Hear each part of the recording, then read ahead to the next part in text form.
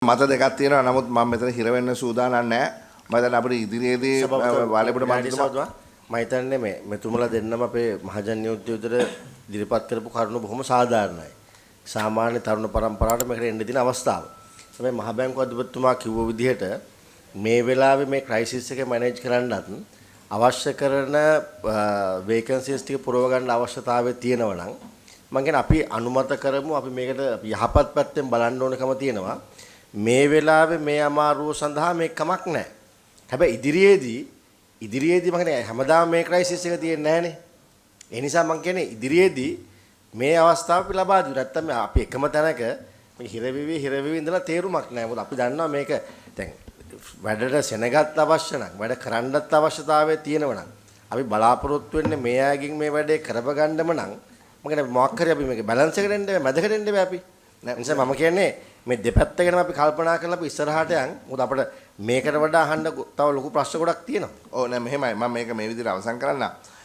මේ අලුත් පනත එන්න කලිනුත් අලුත් පනත එනොත් දෙකෙන්ම මහ බැංකුවේ පාර්ලිමේන්තුවේට තමයි බලය තියෙන්නේ පුද්ගලයෝ තෝරා ගන්න. එතකොට ඒ බලය එදා ඉඳන් ඒ කට්ටියට තිබුණා. ඒක පාවිච්චි කරේ ওই ක්‍රමවේදය දැන් ඒ ක්‍රමවේදය වෙනස් කරලා තියෙනවා. ඒක පාර්ලිමේන්තුවට අපේ පනතෙන් මං හිතන්නේ නෑ මේකට බලපාන්න පුළුවන් කියලා. නමුත් සදාචාරාත්මක ප්‍රශ්නයක් මෙතන ගරු මන්ත්‍රීතුමන්ලා මේ ඔබට යොමු කරන්න. ඉතින් ඒ නිසා මගේ නිර්දේශය වෙන්නේ කරුණාකරලා මේ සම්බන්ධයෙන් නැවතත් සොයා බලලා මේ ඉදිරිපත් වෙච්ච කාරණාත් සැලකිල්ලට අරගෙන HR අපිට සාධාරණීකරණය කරලා මේ පිළිතුරක් එවන්න. අපි එතනින් ඉස්සරහට යමු මේ ගමන. yes. අද හොඳම අන්තිම එක ඒ අනුව මැනේජ්මන්ට් ඇසිස්ටන්ට් ගන්න එක තාමත් අපි සාකච්ඡා කරගෙන යනවා. තාම ඒක කරන්නේ දැන්ට අවසාන මත ආපු නිසා මැනේජ්මන්ට් ඇසිස්ටන්ට් කියන ඒ වලින් ගන්න ඒ ක්‍රමෙන් තමයි තාමත් ගන්න. මොකද ඒක අවුරුදු දෙකක් තිස්සේ ගියපු ක්‍රමවේදයක්. ඒක අනුව හදිස්සියේ මැනේජ්මන්ට් ට්‍රේනින්ග්ස් ගන්න එක අපි ඉවර කරේ දැන්. සාපතුමා මම just a quick comment.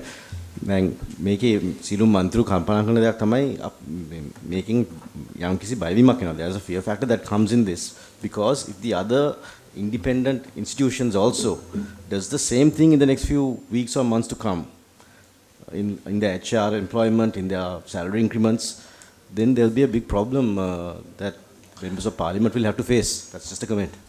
ගරු සභාපතිතුමා මට ඊට දෙනවද විනාඩි භාගයයි තප්පර ඔව් අහන්න නෑ මේක ඊළඟ ප්‍රශ්නයට සම්බන්ධ වෙනවා මේ සැලරි ප්‍රශ්නෙට. දැන් මේ කොන්සොලිඩේටඩ් ෆන්ඩ් එකටත් මහ බැංකුවේ මුදල අයිති නැත්තම් මේ මහ බැංකුව නිර්මාණය කරන මුදලක් ගැන නම් අපි මේ අවසාන වශයෙන් කතා කරන්නේ ව්‍යවස්ථාවේ 148 වගන්ති යටතේ පබ්ලික් ෆයිනෑන්ස් කියන කැටගරි එකට මේක වැටෙනවද කියලා මම ඔබතුමාගෙන් අහන්න කැමතියි. I just want to know whether we are talking something which is under 148 of the constitution. If it is not, we don't have any jobs to discuss here. Then it's up to whoever this money belongs to discuss and decide.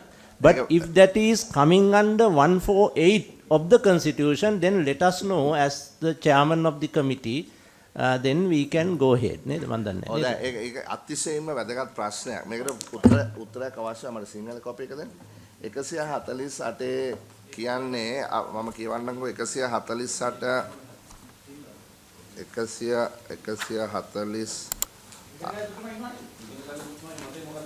පොඩක් ඉන්නකෝ අපේ මතය දෙමුකෝ 148 මෙන්න මෙහෙමයි කියන්නේ රාජ්‍ය මූල්‍ය පිළිබඳ සම්පූර්ණ පාලනය පාර්ලිමේන්තුව සතු වන්නේය.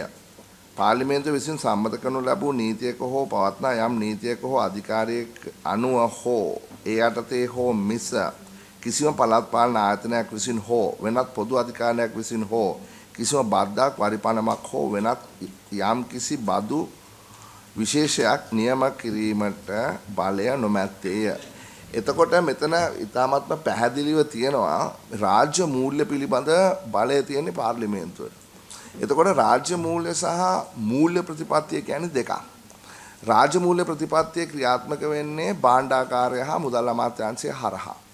මූල්‍ය ප්‍රතිපත්තිය ක්‍රියාත්මක වෙන්නේ මහ බැංකුව හරහා. ලංකාවේ තිබිච්ච පොඩක් කියන මම ඉවර කරනවා. ලංකාවේ තිබිච්ච මූලික ප්‍රශ්නයක් තමයි අවුරුදු 50 තිස්සේ මේ රාජ්‍ය මූල්‍ය කියන හස්තය විසින් මූල්‍ය ප්‍රතිපත්ති පාලනය යම්කිසි අල්ලා ගැනීමට ලක් වෙලා තිබ්බා. අපි ඉංග්‍රීසියෙන් කියනවා fiscal dominance of monetary policy කියලා. එතනදී තපරකින. එතනදී මේ අලුත් පනත හරහා කරලා තියෙන්නේ මූල්‍ය පාලනය මහ බැංකුවටත් රාජ්‍ය මූල්‍ය පාලනය භාණ්ඩාගාරයටත් බෙදලා තියෙනවා. එතකොට මෙතනදී මහ බැංකුව තමන්ගේ ලාභය ලබා ගන්නේ කොතනින්ද කියන එක තමයි අපිට අදාළ වෙන්නේ. නෑ සභාවතුමා ඔබතුමා අවසරය පිට මට ඔබතුමා කැලලටම නමුත් ඒක එතන conceptually වැරදි. ඒ කියන්නේ fiscal policy and monetary policy කියන්නේ එකක්. හැබැයි ඔතන 148 රාජ්‍ය මූල්‍ය කියන එක යටතේ තියෙන්නේ සම්පූර්ණ මේ රටේ රාජ්‍ය ආයතනයක් හෝ රාජ්‍ය පාවිච්චි කරලා symbol of that අපේ රාජ්‍ය සිම්බල් එක යටතේ තියෙන සියලු මුදල් වල අවසාන අයිතිකරු ජනතාවයි. ජනතාවගේ නියෝජිතයන් ලෙස පාර්ලිමේන්තුවට ඒක දීලා තියෙන්නේ. ඒ නිසා මේ මූල්‍ය ප්‍රතිපත්තිය පැහැදිලි ඒක මහ බැංකුවට අයිති එකක් තමයි. ඒක තමයි මේ පනතෙන් පැහැදිලි කරේ. හැබැයි මෙතන ෆිස්කල් කටයුත්තක් ගැන විතරක් නෙමෙයි මේ කියන්නේ. ටෝටලි මේ රටේ රාජ්‍ය මුදල් කියන එක. ඒක 149 දෙකේ 149 දෙක යටතේ රාජ්‍ය නායර මුදලේ පොලියද නිදන් අරමුදලට ගෙවන මුදල්ද ඒකාබද්ධ අරමුදල එකතු කිරීම පාලනය කිරීම සහ බාර ගැනීම යනාදී කටයුතු හා සම්බන්ධ පිරිවැය ගාසුව සහ වියදම්ද පාර්ලිමේන්තුව විසින් නිශ්චය කරන ලබන්නා වූ වෙනත් වියදමක් වේ නම් එය ඒකාබද්ධ අරමුදලට වැයබරක් කටයුතු කළ යුතුය කියලා. ඒතකොට මේක 148න් යම්කිසි බලයක් දෙනවා 149 දෙකෙන් යම්කිසි බලයක් දෙනවා. ඒතකොට ඔබතුමා මේ ප්‍රශ්න කරන්නේ මේ කොන්සොලිඩේටඩ් ෆන්ඩ් එකට අයිති මුදල් අත් වශයෙන්ම නෑ අයිති නැති කොන්සොලිඩේටඩ් ෆන්ඩ් එකට අයිති නැති වුණත් රාජ්‍යයට අයිති මුදල් කියන ඒවා දැන් රාජ්‍යයට අයිති හැම මුදලම හරි කොන්සොලිඩේටඩ් ෆන්ඩ් එකට යන්න ඕනේ. එහෙමනම් මේකත් යන්න ඕන. නෑ කොන්සොලිඩේටඩ් ෆන්ඩ් එකට යන්න ඕනේ රජය විසින් එකතු කරන සියලුම බදු ඒ සියලුම මුදල් කොන්සොලිඩේටඩ් ෆන්ඩ් එකට යන්න ඕනේ. සෙස් එකක් හරි එහෙම දෙයක් තියෙනවා නම් ඒක හරි සභාවතුමා. නමුත් දැන් මේ මහ බැංකුව කියන ආයතනය ශ්‍රී ලංකා කන්ස්ටිටියුෂන් එකෙන් පිට නෙමෙයි පිටවල තියෙන්නේ. මේ පනත කියන එක කන්ස්ටිටියුෂන් එකට යටත් තුමා පැහැදිලි කරා. ඒතකොට කන්ස්ටිටියුෂන් එකක් ඇතුලේ තමයි the act is under the constitution, it is not beyond the constitution. Now the constitution enacted very clearly that the state has all the ways to collect money, but those money should be finally managed by the people of the country. එතකොට මේක මේ මහ බැංකුව නැත්තම් අපි අනිත් විදිහට argue කරොත් sir මහා බැංකුව කියන එක කන්ස්ටිටියුෂන් එකෙන් එළියට යන්න ඉඩ තියෙනවා. that should be very careful thing. මම ඒකට උත්තරයක් දෙන්න. මොකද මේක වැදගත් සාකච්ඡාවක්. දැන් මහා බැංකුව තමන්ගේ ලාභය ලබා ගන්නේ අධිපතිවරයා සඳහන් කරපු පරිදි ඕපන් මාකට් ඔපරේෂන් කරලා එහෙම නැත්නම් මනි සප්ලයි එක වැඩි කරලා හෝ අඩු කරලා සහ තමන්ට තියෙන ෆොරින් එක්ස්චේන්ජ් වෙන රටවල් වල ආයෝජනය කරලා. ඒතර ඒකේ රුපියල ඩිප්‍රීෂিয়েට් වුණොත් මොකක්වත් කරන්නේ නැතුව මහ බැංකුවට ලාභයක් එනවා. හරිනේ? එතකොට ඒ තීරණ ගන්න මුදල් ප්‍රතිපත්තිය කිව්වහම ඒ තීරණ ගන්න රුපියලේ අගය ඒ කියන්නේ උද්දමන එක පැත්තකින් රුපියලේ අගය වෙන රටවල් වල මුදලට සාපේක්ෂව මේ එක්ස්චේන්ජ් රේට් එක පාලනය කරන තීන්දුව ගන්නේ මහ බැංකුවේ පාලන මණ්ඩලය. හරි එතකොට ඒ තීරණ වලට අනුව තමයි ඒ බැංකුව මහ බැංකුවේ පොලිය තීරණය වෙන්නේ. ඒක පාර්ලිමේන්තුවේ කිසිම දවසක පාර්ලිමේන්තුවට දැන් අපි දැක්කා නඩුවක් තිබ්බනේ මේ ළඟදී. ඒ නඩුවේදී ඉදිරිපත් කරපු ඩොකියුමන්ට්ස් වලට අනුව අපි දැක්කා ජනාධිපතිවරයාගේ වකට හිටපු ලේකම්වරයා මහ බැංකුවට අණ දීලා තිබුණා මෙන්න මේ විදියට මහ බැංකුව පාලනය කරන්න. මෙන්න මේ විදියට පොලිය වෙනස් කරන්න කියලා. ඒක වැරදි කියලා ශ්‍රේෂ්ඨාධිකාරියෙන් තීන්දුවක් දුන්නා. ඒ කියන්නේ අපරකින නෑ සභාපතිතුමා එතන වෙන ප්‍රශ්නයක් තියෙනවානේ. සභාපතිතුමා විනාඩියක් ඉන්නකෝ. සභාපතිතුමා දැන් ඒකාබද්ධ අරමුදල පිළිබඳව කිසිදු ගැටලුවක් නැත. එහෙම නෙමෙයි ප්‍රශ්නේ. ඒකාබද්ධ අරමුදලට යන සල්ලි පිළිබඳව අනිවාර්යයෙන්ම බැඳී තිබුණා. දැන් මෙතන තරකේ තියෙන්නේ මහ බැංකුව කියන්නේ ඒකාබද්ධ අරමුදලට යන්නේ නැති අරමුදල් තියනවා කියන එක. ඒක මහ බැංකුවේ විතරක් නෙමෙයි. දැන් උදාහරණයක් විදිහට තිබුණා ලංකාවේ මුදල් අමාත්‍යාංශයට අරපු සමාගම තිබුණා. ඊට පස්සේ පහුගිය කාලේ ඇති වුණු සංශෝධනත් එක්ක ඒ සමාගම් පවා සමාගම් වල තියෙන අරමුදලුත් අනිවාර්යෙන් පාර්ලිමේන්තුවට වගකීම තියෙනවා. ඊට අමතරව දැන් පුංචි උදාහරණයක් ගමුකෝ. දැන් පළාත් පාලන ආයතනයක අපි හිතමු පළාත් පාලන ආයතනයක දැන් ඔකේ තියෙනවනේ ව්‍යවස්ථාවේ තියෙනවනේ මස් කඩයක් වෙන්ද කරනවා. ඒ පළාත් පාලන ආයතනේ ලක්ෂ 30ක් ආදායම ගන්නවා. ඒ ලක්ෂ 30 දැන් ඒකබද්ධ අරමුදලට එන්නේ නැහැ. නමුත් ඒ ලක්ෂ 30 වියදම් කරන්න බෑ පළාත් පාලන ආයතනයේ ඕන විදිහට ඒක විගණකාධිපති බල්ලා පාර්ලිමේන්තුවට වගකීම තියෙනවා. ඔබතුමාට තව සපෝට් වෙන කෑල්ලක් විතරක් කියන්න දෙන්න. දැන් මම කෝප් එකේ සභාපති විදියට ඉන්න කාලේ අපි දැන් ඔඩිටර් ජෙනරල්ගේ රිපෝට් එක දැන් මේකේ 900 150 52 53 වගන්ති වලින් ඔඩිටර් ජෙනරල්ට කෙලින්ම බලය දීලා තියෙන්නේ. ඒ වගේම බැංකු පනතෙත් දීලා තියෙන ඔඩිටර් ජෙනරල්ට බලය. ඔඩිටර් ජෙනරල්ගේ රිපෝට් එක සබ්මිට් වෙන්නේ පාර්ලිමේන්තුවේ කමිටියට මිසක වෙන කාටවත් නෙමෙයි. ඔඩිටර් ජෙනරල් වා කියන්නේ පාර්ලිමේන්තුවට. ඒ නිසා ඔඩිටර් ජෙනරල් ඔඩිටර් කරන ඕනෑම ෆන්ඩ් එකක එන් රිසල්ට් එක 148ත් එක්ක කනෙක්ට් වෙනවා කියලා තමයි මම තර්ක කරන්නේ.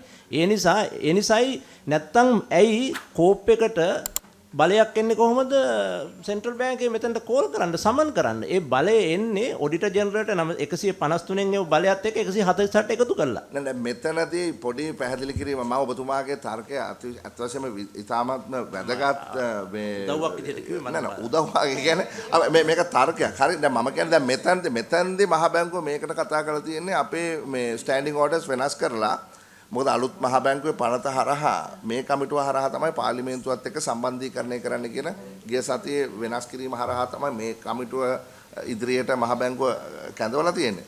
නමුත් මෙතුමා අහන්නේ මේට එහා ගිය මූලික ව්‍යවස්ථාමය නෑ මේක හරි මේ ඊටාම නිවැරදි තර්කයක්නේ.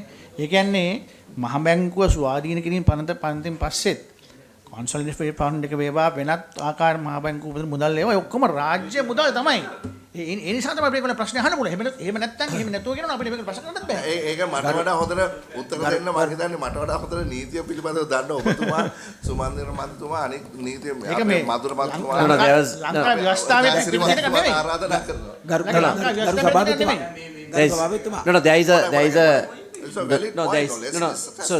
So I think a lot of it revolves around this. At the party leaders meeting, I asked the governor whether, according to his understanding, the phrase public finance in 148 is limited to consolidated fund. Oh, I see. Right. And he said yes. Who said yes? Governor said yes. Governor, at the earlier meeting with the party leaders, I asked this question. So that is According to his understanding, yes. the phrase public finance in Article 148 is whether it is limited to the consolidated fund. He said yes. I disagreed. Yeah. I disagreed, saying that it is not only confined to the consolidated. So that is where the issue is. So සභාපතිතුමා සභාපතිතුමා යක් දෙනවද මටද විනාඩියක් දෙන්නකෝ. මුදල් අමාත්‍යාංශයේ සර්විසන් card එකකින් නෝනේ. දැන් මේකේ card එකකට ඔයාලගේ අකවුන්ට් එක ගන්න ඕනේ.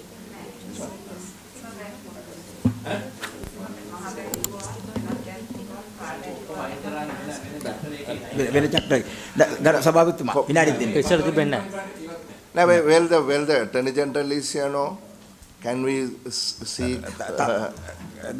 ගරු සභාපතිතුමා මේ අහන්නේ මේකට අදාළ එකක්ද? ඔව් මේකට අදාළ එකක්. දැන් හරි මහ බැංකුව කියන විදිහට මහ බැංකුවට මේ සියලු භූමිකා ආදායම් උත්පාදනය කිරීම ධනය උත්පාදනය කිරීමේ මැන්ඩේටරි පවර් එක කවුද දෙන්නේ? පාර්ලිමේන්තුව වෙන්නේ.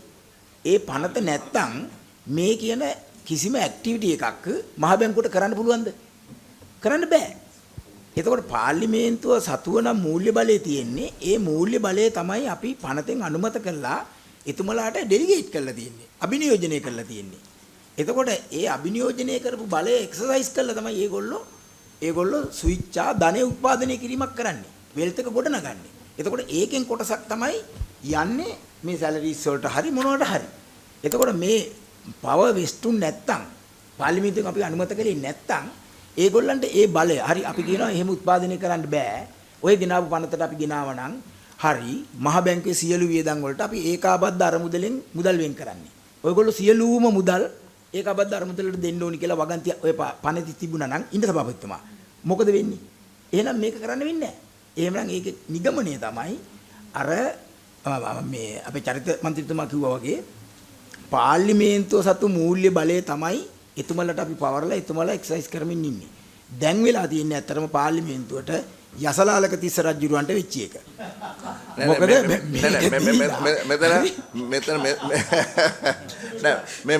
මෙහෙමයි පොඩ්ඩක් ඉන්න හොඳේ. Mr. Chairman, if there is a no, I agree with the honourable member, right? Every power is given by Parliament. Now, if there is lack of clarity with regard to this, I think we will have to amend the Central Bank Act and take back that power. So I mean, so so that is up to us to do. That is. There is a lack of clarity. I don't think there is a lack of clarity here at all.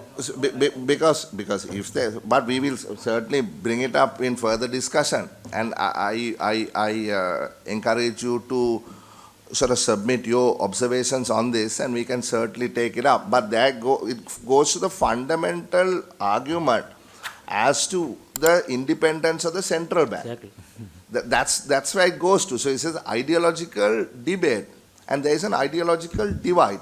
And it is not only in this country and not only at this point in time, it has happened over the years across the world, right? So how much of power should Parliament have over the daily operations of the central bank? The independence of the central bank, in my view, is instrumental independence, because it is the elected body that determines the final objective of theirs, which is the inflation rate. So if 5% inflation rate, then you give them instrumental independence to use their monetary policy tools to ensure that the inflation is at 5%. Sir, now it is independent from the executive, not from the legislature. No, we are not. That is why we are summoning them. No, sir. I agree with you completely that should be independent from the fiscal policy owners, the fiscal policy centers, the executives, the ministers and the president.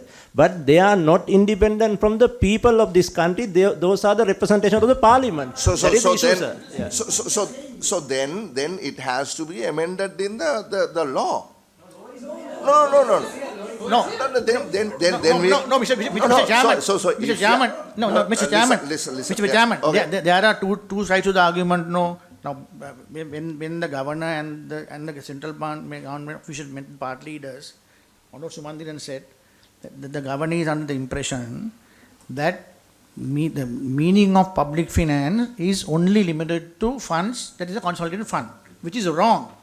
I don't agree. I disagree completely. Then what about provincial councils? What about the Pradesh Sabha, local governments? So, but since the central bank governor is of the opinion, there is no use of arguing with him, because he feels no. Any other income that they are incurring, he feels they are from Parliament. Yeah. So I accept that there is divergent views here. But before you reply, Mr. Governor, I want to ask the Attorney General. සභාපතිතුමා ඇටර්නි ජෙනරල්ගෙන් අහමුද අපි ඒක තමයි මම අහන්නේ. ඒගොල්ලෝ Attorney General view එක මොකද්ද මෙතන? Honorable Chairman and honorable members, I think I can give a short answer and a long answer.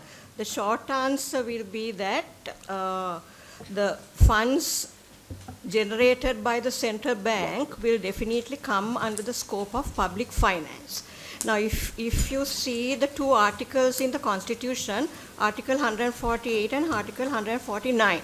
Article 149 speaks of Parliament having full control over public finance. So the phrase that is used is public finance, whereas Article 149 says that the funds of the Republic, not allocated by law for any other purpose, shall form the consolidated fund. So there is a concept called the funds of the republic, and not allocated for any purpose will become the consolidated fund. So consolidated fund cannot be equated to public finance. And also, if I may clarify further, in terms of the functions of the Auditor General, it says that the Auditor General shall audit the departments and government entities and so on and so forth. But in Article 154.3, it says that the Auditor General shall also perform and discharge such functions as may be prescribed by Parliament by law. So the new Central Bank Act specifically provides for the Auditor General to audit the accounts of the central bank. So the objective of the legislature in giving the power to the Auditor General shows that there is an element of public finance in the resources of the central bank. So, to get clarity, that the central bank does not have the authority to delegate to its governing board to determine the salaries of their employees? No, the Act clearly says the remuneration of the so then how does remuneration. so where is the conflict here then? I don't see a conflict here. It has to be read interpreted in such a way that you can reconcile. Just all one these moment, provisions madam, can one be moment. reconciled. Just one moment, because there seem to be sort of divided. Just one moment, sir. There seems to be divided opinion whether the governing board of the central bank has the authority to use public funds. No. Public funds. That is not the issue, sir. Public funds, whether it is in the consolidated fund or the otherwise. No, sir. Issue is that whether central banks come under public finance. Central bank's financing is coming under public finance or not. So the question, the simple... That is what now that the lady clearly identified. So then if it comes under public finance, right, then all authority in spending public finance lies here in this legislature. No. Those things are, diverted through the separate acts. So then now the central bank acts give that power to central bank board to decide. That is all right. That is not a problem. But what we are saying is like end of the day, this link with the public finance category. So let me be very clear. Will you be specific in this? We can argue on multiple issues. Right. The question is whether the central bank governing board is using powers beyond what they have in deciding the salary revision or not, because that is the fundamental question. That I can answer in my opinion, that they have that right given by the act, that they are deciding on their salaries. That is fine. That is not an issue. But the issue here is that now the kind of indication came here that the central bank funds are not under public finance. That was the issue that I raised, that was under public finance. Now, then we need to look at whether this salary issue is justifiable or not. But they have that right to do that. They were given that power by the act. That is correct. This power was given not by this act. This power was given previously also. Yeah, that is what you're talking about the Act of 1950. Mr. Chairman, here there's no question about the legality of the central bank having powers to increase their salaries. That is a separate thing. That's a separate thing. But what we have සුදු සිංහලෙන් කියන්නම්කෝ අපේ ප්‍රශ්නේ තියෙන්නේ මේ අලුත් act එකෙන් හෝ පරණ ඇක්ට් එකෙන් හෝ සෙන්ට්‍රල් බැංක් එකේ පඩි වැඩි කර ගැනීමට නීත්‍යානුකූල බාධාවක් කියන එක නෙවෙයි. හැබැයි අපි කියන්නේ මේ වෙලාවේ රටේ මේ තියෙන ආර්ථික තත්ත්වය මත මේ වෙලාවේ සෙන්ට්‍රල් බැංක් එකේ පඩි වැඩි කිරීම සදාචාර විරෝධී. එහෙම වුණොත් වෙන ආයතන වලට කොතනද කියන්න පුළුවන්. දැන් මේ මහා ආందోලන තුරුදුන් ක්‍රිකට් බෝඩ් එක ඇවිල්ලා වරක් කියාගෙන ගියේ ඒගොල්ලන්ට ෆන්ඩ්ස් එන්නේ පිටරටින්. ඒ නිසා ඒ ෆන්ඩ්ස් ගැන ප්‍රශ්න අහන්න අපිට අයිතියක් නැත කියලා. ඒ නිසා හැබැයි මෙතන මේ චරිතේර මන්තු මත පොතේ පිට වෙන වැදගත් කාරණයක්. ඒ කියන්නේ මෙතන අපි පඩි ගැන කතා කරන්න ගිහිල්ලා වෙන විදිහකින් කියවෙන්න ගත්තා. ඒක පබ්ලික් ෆයිනෑන්ස් ගැන ඒකට මොන්දින මන්තුමා කිව්වා ඉස්සර රැස්වීමේදී ගවර්නම කියලා තියෙනවා. එතුමා හිතන් ඉන්නේ. එහෙම නෑ කියලා. පබ්ලික් ෆයිනෑන්ස් කියන්නේ ඒකාබද්ධ අරමුදලේ මොසලේ විතරයි. ඒක වැරදි. හරි දැන් මේක පොඩගෙන let me finish. එතකොට මේ කොන්ස්ටිටියුෂන් එක ඉන්ටර්ප්‍රිට් කරන්න පුළුවන් සෙන්ට්‍රල් මේ සුප්‍රීම කෝට් එකට විතරයිනේ. හරිද? correct. හරිනේ. එතකොට අපේ මේ ඉන්ටර්ප්‍රිටේෂන් එක හෝ ඔබගේ ඉන්ටර්ප්‍රිටේෂන් එක හෝ ගාවනගේ ඉන්ටර්ප්‍රිටේෂන් එක වැදගත් නැහැ. හරි ඉතින් මං හිතන්නේ මේක once and for all we have to have some answer to this. නෑ අපි එතෙන්ට යන්න ඕනේ මේ ඉන්ටර්ප්‍රිටේෂන් එක ගැන ප්‍රශ්නයක් තියෙන්නේ මට පේන්නේ මහ බැංකුවේ අධිපතිතුමාටයි ආචාර්ය හර්ෂල් මහත්මයාට විතරයි. අපිට නම් කිසිම ප්‍රශ්නයක් නැහැ. නෑ එහෙම නෙවෙයි. අපි කලින් ඉඳන් කිව්වා මහ බැංකුවේ මේ පඩි වැඩි කිරීම සාධාරණීකරණය කිරීමේදී නීතිමය ගැටලුවක් ගැන නෙමෙයි මෙතන කතා කරන්නේ. ඔබතුමා එන්න කලින් අපි නීතිපති ගැටලුව මොකද්ද කියලා කරුණා කරලා එහෙම මේ මෙතන ගියේ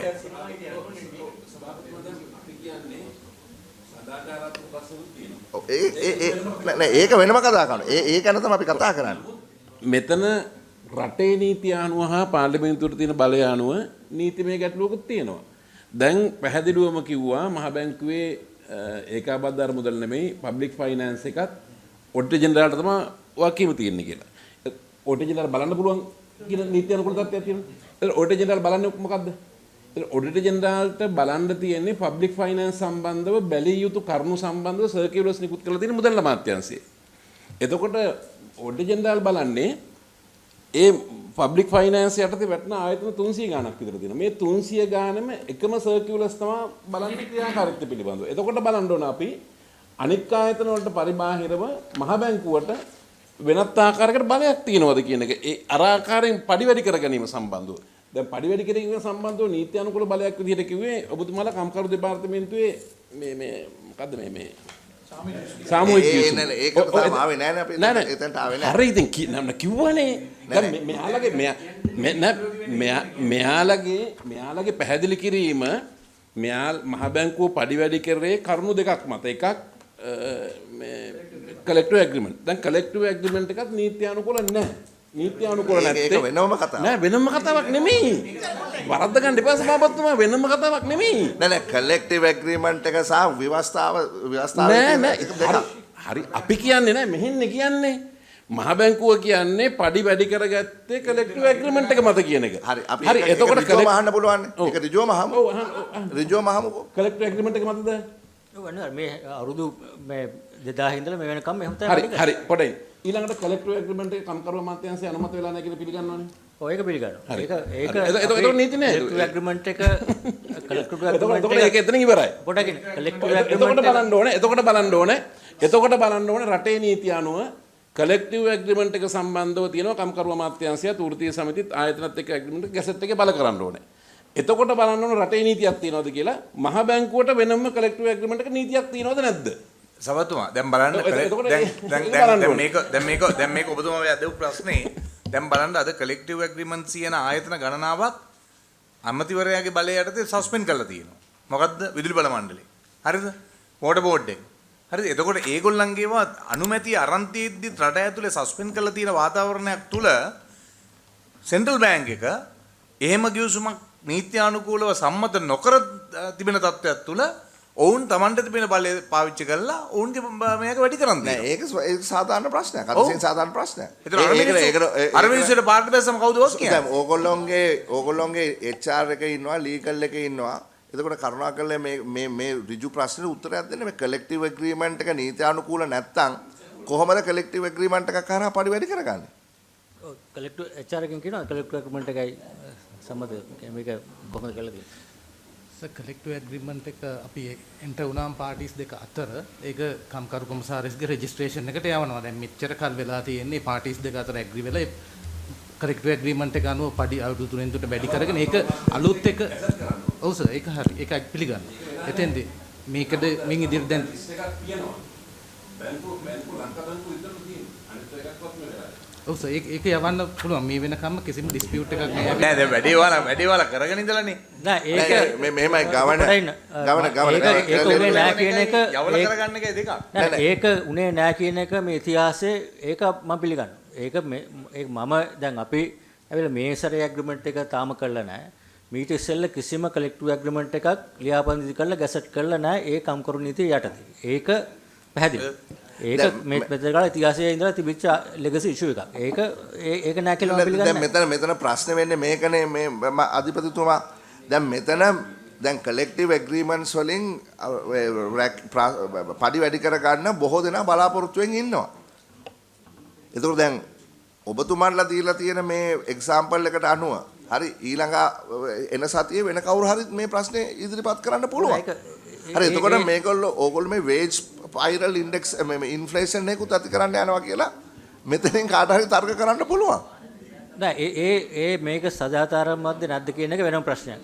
ඒක ඒක පැහැදිලිව ඔබතුමාලා පැත්තෙන් කියන කතාව තියෙන එක මම දන්නවා. එතකොට ඒකට මම වෙනම අදහසක් වෙනම ඉදිරිපත් කරන්න. නමුත් මෙතන කලෙක්ටිව් ඇග්‍රීමන්ට් එක අපි ලියාපදිංචි කරලා නැහැ කියන එක මෙතෙක්කල් කළා නැහැ. ඒක හරි. ඒක වැරදි. එතකොට ඒක නීතිමය. එතකොට ප්‍රශ්නේ තියෙන්නේ නීතිමය වළංගුභාවයක් නැත්තම් ඒ කලෙක්ටිව් ඇග්‍රීමන්ට් එක ගැසට් කරලා නැත්තම් ඒ කියන්නේ ඒකට නීතිමය වළංගුභාවයක් නැත්තම් කොහොමද ඒක මේ එක්සර්සයිස් කරන්නේ? නෑ මේම කම්කරු නීතිය යටතේ නෑ තමයි. නමුත් මේ අපි පඩි වැඩි කරලා තියෙන්නේ අපේ තියෙන අර ඉස්සෙල්ලා ඔබතුමාලා කිව්ව විදිහට පනතේ මහ බැංකුවේ මුදල් මණ්ඩලයට අවශ්‍ය තියෙන මෙහෙම අධිපතිතුමා පොඩ්ඩක් මට විනාඩියක් දෙන්න. කලෙක්ටිව් ඇග්‍රීමන්ට් එක තමයි පාවිච්චි කරපු ඉන්ස්ට්‍රුමන්ට් එක මෙතෙක්කල්. නෑ මෙහෙමනේ ඒක ලියාපදිංචි කරලා නෑ කම්කරු නීතිය යටතේ ලියාපදිංචි කිරීමක් කළා නෑ. එතන අඩුපාඩුවක් තියෙනවා. ඒක ගැන මෙතන දැන් මම උත්සාහ කරන්නේ මේක සමබරව මේ සාකච්ඡාව ඉදිරියට අරගෙන යන්න. හොඳේ? දෙපැත්තටම අවස්ථාව ලබා දෙන්න මේ තමන්ගේ මත ඉදිරිපත් කරන්න. අමාරු කාර්යයක්. නමුත් ඒක තමයි කරන්නේ. දැන් මෙතන නීතිපතිවරයාගේ මේ නීතිපතිවරයා නියෝජනය කරන මේ ජනාධිපති නීතිඥතුමිය ඉන්නවා. දැන් මේ ප්‍රශ්නෙට ඔබතුමියගේ අදහස අපිට ඉදිරිපත් කරන්න. එතුමියට මටද කියන්නේ? නෑ එතුමියට කියන්න. Now according to the Central Bank Act, the governing board is empowered to decide on the remuneration of the employees. That's specifically provided for in section 23(1) of the Act. But I think here the governing board is also relying on a collective agreement. The power is specifically given by the Central Bank Act to decide on the remuneration of the employees.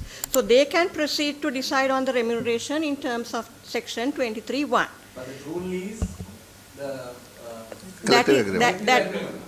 according to the observations given, they say that they relied on the collective agreement. But so without collective agreement, you can't increase the salaries. No. The Act provides for the governing board to decide on the remuneration. So irrespective of the collective agreement or not, the governing board is empowered to decide on the remuneration. But sir, now the justification lays on the collective agreements according to the governor's observation. Now that is what governor said, that this was done due to this agreement. Now that agreement is not legally enacted. That is what now we have seen. So we need, the same way that you have right to decide on your salaries, that is also true. But if you are basing on that fact, then that fact is not valid. So that is the issue now. Mr. Chairman, just one point. Mr. Chairman, in the presentation prepared by the central bank to submit to us in Parliament, what does it say? Salary revisions under the collective agreements between trade and management, 5th March 2024, presentation to Parliament. So they have based their salary revisions not under the normal circumstances that they have. They have based on collective agreements. මේකේ මට මේකේ තියෙන එක ප්‍රශ්නයක් තමයි මට තේරෙන සවත්තුමා මහා බැංකුවේ මූලික තියෙනවනේ මේ විෂන් එක. ඒ විෂන් එක තමයි ලංකාවේ උද්දමනය පාලනය කිරීම සම්බන්ධව ගත හැකි ක්‍රියාමාර්ග ගැනීම. ඒක දැන් ඒකෙදී ලංකාවේ අනෙක් රටේ තියෙන අනෙකුත් සියලුම ආයතන මිනිස්සු රජයේ සේවක රුපියල් 20000ක පඩි වැඩි කරන්න කියලා ඉල්ලුවා. කලෙක්ටිව් ඇග්‍රීමන්ට්ස් තියෙනවා අවුරුදු 3ට පඩි වැඩි කරගන්න. මේ සියල්ලම මම කියන්නේ ඔබතුමාලා කන්ට්‍රෝල් කරයි කියලා. නමුත් ඇති වෙලා තිබෙන තත්ත්වයන් එක්ක ආණ්ඩුව විදිහට දරා ගන්න බෑ. ආයතන පාඩු ලබනවා. ඒ නිසා ඒ අය කොහොම හරි මේකට දැන් නතර වෙලා හිර වෙලා තියෙනවා. රුපියල් 10000 එකත් රුපියල් 4000ක් ජනවාරි මාස දිනවකෝ ඒකත් නැහැ. ඊළඟට තව 10000 ඊළඟට දිනවකෝ ඒවත් නැහැ. හැබැයි ඒ සියල්ල මත මේ වැඩේ යනවා. මම මේ කිව්වේ කොන්සෙප්ට් එකක් මත මම මේ කියන්නේ. උද්දමනය පාලනය කිරීම සම්බන්ධව වැඩ කිරීම මහා බැංකුවේ මූලික කාර්යභාරය. එතකොට දැන් සිද්ධ වෙලා තියෙන කාරණේ තමයි ඔබතුමාලා ගත්ත මේ තීන්දුවත් එක්ක අර කකුල ඇදේට යන්න කියනවා වගේ හරි මේ කෙලින් යන්න කියනවා වගේ අනික් කට්ටියට හැබැයි ඔබතුමාලා මේ ක්‍රියාදාමය තුල වෙන ඉෂුව එකක් රට ඇතුලේ හදලා තියෙනවා. ඒක අපි මේ කියන්නේ. ඒ නිසා ඒක ගැන හිතන්න කියන එකයි. ඔව් අවසාන වශයෙන් මට යන්න දෙන්න. සභාපතිතුමනි මම තර්ක කරන්නේ පාර්ලිමේන්තුවට මූල්‍ය බලය පිළිබඳව තිබෙන එකට හානියක් වෙන්න බෑ කියන තැන තමයි මම ඉන්නේ. ඒ වෙනුවෙන් තමයි මම තර්ක කරන්නේ. අලගේ වන්න මන්ත්‍රීතුමා මට තේරෙනවා මේක මේ මතවාදී මේ තැනකට එනවා. මොකද නොයෙකුත් මේක පොඩක් පනත සම්බන්ධයෙන් ප්‍රශ්නයක් තියෙනවා. ඔව් තපරක් එන්න මං එන්නම්. හරි. එතකොට නැවත සාකච්ඡා කරන්න වෙනවා. එහෙමනම් මහ බැංකුවට දීලා තියෙන මේ ස්වාධීනත්වය කොයි ආකාරයට පාර්ලිමේන්තුවේ සමාලෝචනයට සහ ඔවුන්ගේ වගකීම් භාරයට ඇතුළත් වෙනවද කියන එක. ඔව්. එතකොට ඒක අපිට සාකච්ඡා කරන්න පුළුවන්. නමුත් මෙතන තියෙන මූලිකම ප්‍රශ්නය තමයි පාර්ලිමේන්තුවෙන් ඔවුන්ට දීලා තියෙන බලය ඔවුන් යම්කිසි විදියකට අයුතු ලෙස පාවිච්චි කරලා තියෙනවද? එහෙම නැත්නම් පාර්ලිමේන්තුවේ බලාපොරොත්තු නොවෙච්ච විදියට ඔවුන් පාවිච්චි කරලා තියෙනවද කියලා මේ පරිවැඩි කිරීම කරගන්න. ඒකනේ ප්‍රශ්නේ.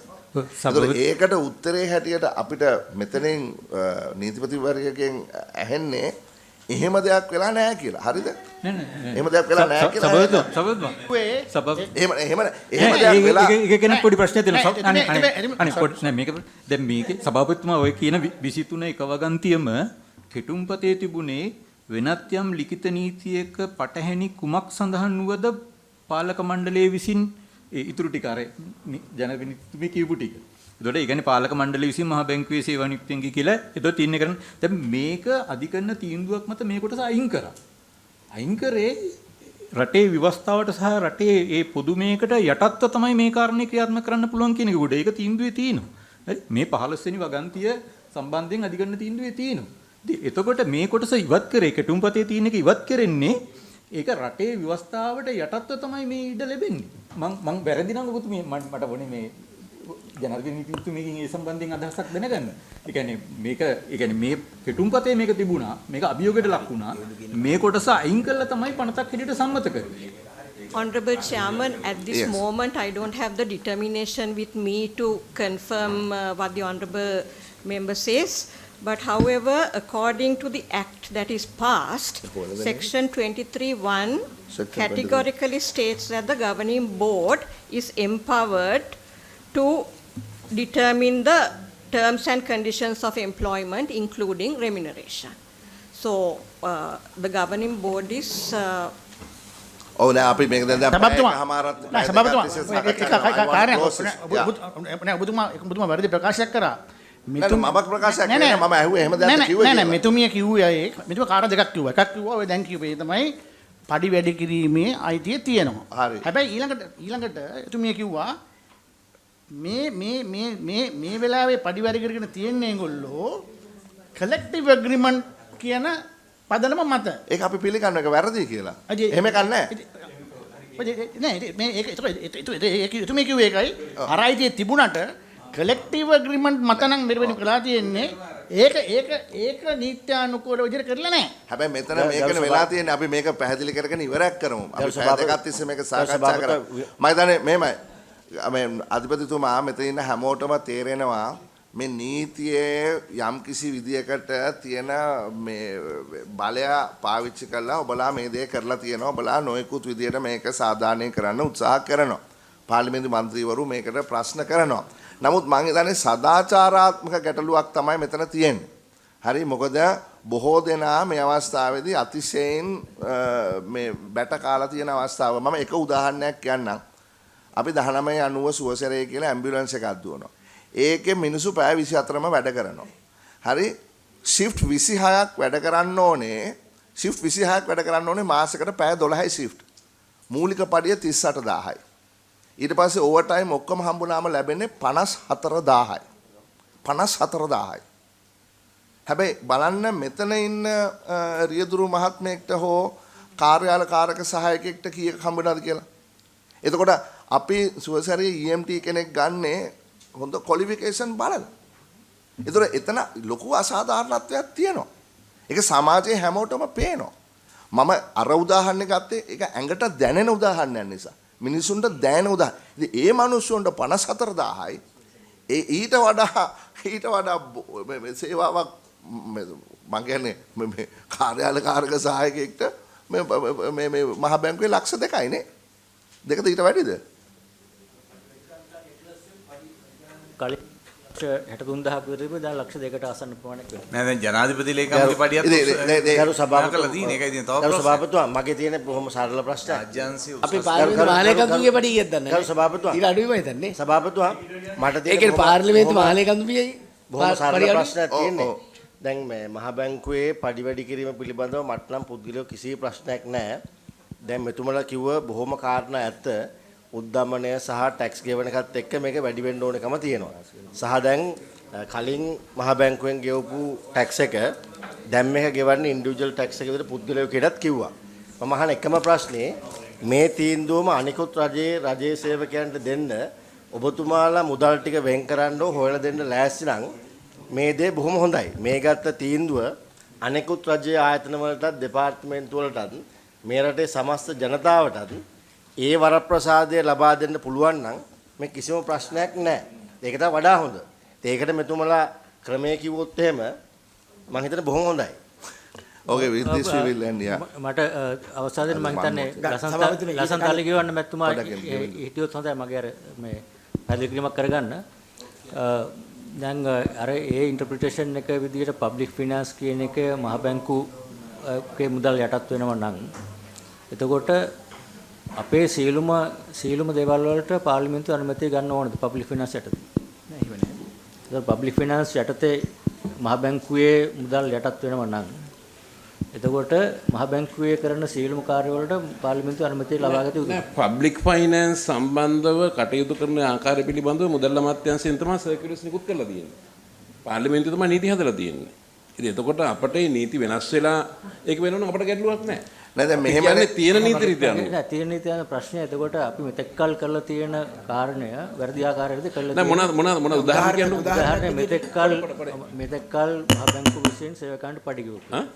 මෙතෙක්කල් අවුරුදු 70ක් තිස්සේ මහ බැංකුවේ මුදලෙන් සේවකයන්ට පඩි ගෙවපු එක පාර්ලිමේන්තුවේ කියන්නේ නැතුව අවසරයක් නැතුව අනුමත කරන්නේ නැතුව කරපු දේ ඔය නීතිය ඔබතුමාගේ ඉන්ටර්ප්‍රිටේෂන් අනුව ඒක වැරදිද? ඔව්. නෑ මෙහෙමයි. දැන් අපි දිගින් දිගට ඒක පබ්ලික් ෆයිනෑන්ස් කියලා ගත්තොත් මෙතුමගේ අර්ථකථන යනවා නෑ දිගින් දිගටම වැරද්දක් කරලා තියෙනවා නම් ඒක අනාවරණය වුණා නම් නිවැරදි කර ගැනීම තමයි කරන්නේ. ඒක තමයි ඉන්ටර්ප්‍රිටේෂන් එක තමයි පැහැදිලි කරගන්න ඕන. ඒක තමයි අපි හරියට පැහැදිලි නමුත් ගිණුම්කාරක සභාවේ සහ පාර්ලිමේන්තුවේ මූල්‍ය පිළිබඳව කටයුතු කිරීමේදී විගණකාධිපති දෙපාර්තමේන්තුව සහ මුදල් අමාත්‍යාංශය අපට කියපු කරුණු අනුව තමයි අපි සියල්ලක්ම කියන්නේ. ඉතින් අපි ඒතර ඒ වෙනුවෙන් පෙනී හිටිනවා. අවසානයේ මේක පාර්ලිමේන්තුවට තමයි මේ මූල්‍ය පිළිබඳව වාකීම තිබෙන්නේ. ඉතින් එම නිසා ඒකාබද්ධ මුදල සහ පබ්ලික් ෆයිනෑන්ස් කියන එක පිළිබඳව මම හිතන අනන්තවත් උදාහරණ තියෙනවා. දැන් උදාහරණයක් විදිහට විවිධ හමුදාව ගත්තොත්. විවිධ හමුදාවේ විවිධ කෘෂිකාර්මික කටයුතු යනාදී වශයෙන් වෙනම අරමුදල් වගේක් තිබුණා. ඉතින් එතකොට ඒවා පාර්ලිමේන්තුවට දන්නන්න නැතුව ඒවා වෙනම වියදම් කරලා දෙනවා. නමුත් ඒවා සේරම අරමුදල් 400 ගණනක් තිබිලා ඒවා සේරම නැවත නීත්‍යානුකූල කරලා අඩුපාඩුකම් නිවැරදි කරගත්තා. දැන් මහ බැංකුවේත් මේ තත්ත්වය අනාවරණය වෙලා තිබෙනවා නම් ඒක මහ බැංකුවේ නීතිය අනුව යම්කිසි ආකාරයකට බලයක් දීලා ඒක ස්වාධීන කරනවා කියලා පාර්ලිමේන්තුවෙන්ම බලයක් දීලා තියෙනවා නම් ඒක පාර්ලිමේන්තුව තීරණය කර ගන්නවා. නමුත් අපි දන්න විදිහට පබ්ලික් ෆයිනෑන්ස් සම්බන්ධව දැන් උදාහරණයක් විදිහට ලොතරැයි මණ්ඩලය වෙන්න පුළුවන්. එහෙම නැත්නම් අපේ අමාත්‍යාංශයේ තියෙන ජාතික ප්‍රවාහන වෛද්‍ය ආයතනය වෙන්න පුළුවන්. මහා භාණ්ඩාගාරයෙන් 7-5ක්වත් ගෙවන්නේ නැහැ. මහා භාණ්ඩාගාරයකට 1 බිලියන් 2 බිලියන් ඒකාබද්ධ අරමුදල මේ ආයතන සල්ලි දෙනවා. එතකොට ඒ ආයතනවල පරිපාලන කටයුතු සිද්ධ වීමේදී අනුගමනය කරන ක්‍රමවේදයක් තිබෙනවා. ඒ ආයතන කටයුතු කිරීමේදී වැටුප් කොහොමද දෙන්නේ යනාදී වශයෙන් තිබෙනවා. ඉතින් එතකොට අපි කියන්නේ මේක ඒ අනික් ආයතන වලට එක විදිහකුත් මහ බැංකුව අපි පිළිගන්නවා අනික් ආයතන කරන වැඩවලට වඩා රටක් විදියට විශාල වගකීමකින් යුතුව වැඩ කරනවා. ඉතින් ඒක කියන්නේ අපි රජයේ ප්‍රතිපත්තිමය වශයෙන් තීන්දුවක් ගන්න ඒ මහ බැංකුවට කොහොමද මේක මේ දී යුත්තේ කියන එක පිළිබඳව. එච්චරයි අපි කියන්නේ. ඒක තමයි බුදුන් පිළිගන්න තරක. එතකොට අනිකුත් ආයතන වලට ඒ නීතිය යටතේ මහ බැංකුවට දීපු පාර්ලිමේන්තු නීතිය යටතේ බලතල දීලා නැහැ. එතකොට ඒ නිසා තමයි ඒ අය අනුමැතිය ගන්න ඕන අමාත්‍යාංශ හරහා. එතකොට අපේ නීතිය හරහාම පාර්ලිමේන්තුවෙන් ඒකට විශේෂ හේතුවක් තියෙනවා. ඒක දීලා තියෙනවා. අනිත් එක තමයි ඇමතුමා නෑ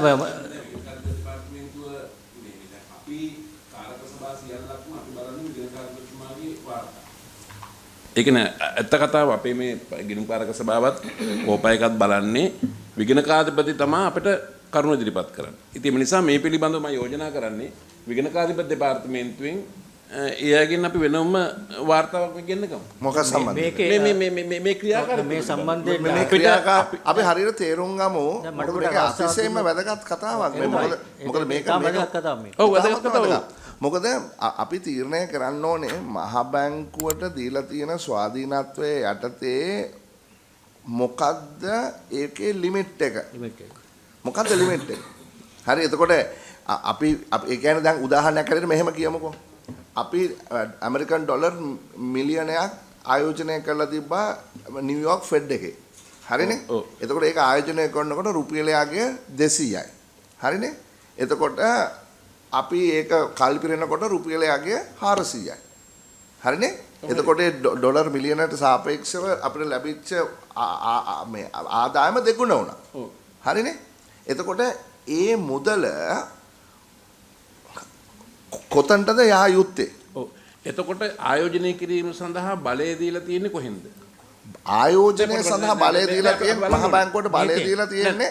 දැන් බලන්නකෝ. දැන් මං කියන්නේ දැන් මේ හැම එකකටම නෑ මේක වැදගත් කතාවක්. අතිශයින් වැදගත්. නෑ ඒක තමයි සභාපති ප්‍රශ්න නිශ්චිතයිනේ. දැන් අපි කියන්නේ නෑ මට කියන්නකෝ ඒ මුදල් වලට මොකද වෙන්නේ කියලා. නෑ මුදල් ඒක රාජ්‍යයට ඒ විදිහට ආයෝජනය කරලා කටයුතු කරන්න මේ පාර්ලිමේන්තුවෙන් 225ක් එක්කහුව වෙලා නීති හදලා තමයි බලය දීලා තියෙන්නේ. මේ අපි කියන්නේ මේ බලය දෙන්න කියලා මේ කියන්නේ අපිට දෙන්නවත් පාර්ලිමේන්තුවට දෙන්න කියලාවත් නෙමෙයි. මේකේ න්‍යාය තියෙන්නේ මේ 2 කෝටියක් මිලියන 22ක් ජනතාව නියෝජනය කරමින් අපි 225 ඉන්නේ.